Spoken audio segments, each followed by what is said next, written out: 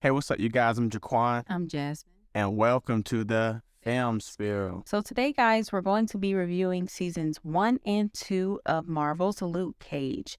This is a drama series, and here is the summary. Luke Cage is a man with super strength and unbreakable skin caused by a sabotage experiment. After a failed relationship with fellow superhero Jessica Jones, Cage tries to rebuild a quiet life in Harlem, New York, until he is pulled out of the shadows and forced into a battle for his city. Yeah. So I really enjoy Luke Cage. I think out of the four Marvel Defender series that that Netflix did, I definitely think this is top three. The rating I gave this series is a 3. I thought it was dope. Didn't think it was the best one, but I thought it was dope. Let's get into my pros and my cons. So my very first pro was, just being a rapper, being a musician. I love seeing the Biggie poster behind Cottonmouth that they would show a lot whenever he was sitting on his desk in his office. I thought that was cool.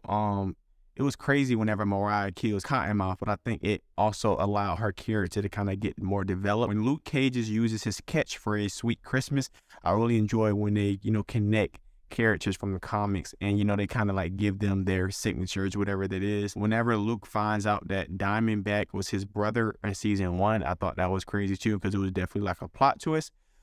So season 2, Bushmaster. So Bushmaster is amazing. You've heard me say this a lot. He's definitely my top 3 TV villain of all time.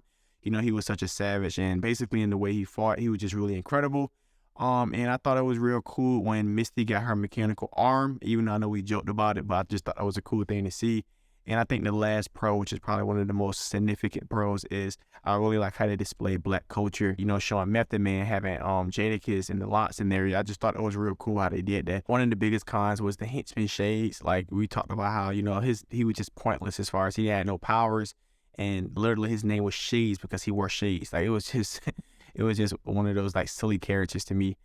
I didn't like how many of the characters who obtain, we talked about this a lot in a lot of the shows that we watch. It's crazy how many of the characters in Marvel obtain their powers because some scientist tries to replicate the super soldier serum and it fails, and next thing you know, this person gets some powers. I just think it's crazy. Another con was Shay's and Mariah relationship. I just thought that was just nasty because her being like an older lady and him, it was just a weird thing to see to me personally. It's a personal thing.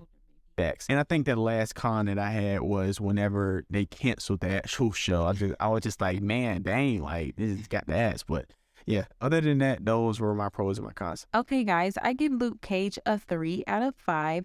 I like Luke Cage because number one, he's the Black person out of the Defenders, so Right. I like seeing the Black culture throughout the series. I liked his powers. It was interesting how he got them, and like he said, it's always a scientist doing experiments on people.